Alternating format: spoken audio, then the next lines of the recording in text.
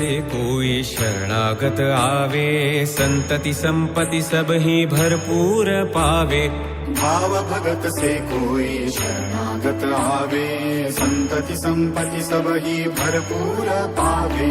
ऐसे तुम महाराज मोको अति भावे, गोसावी नंदन निशिदिन गुण गावे।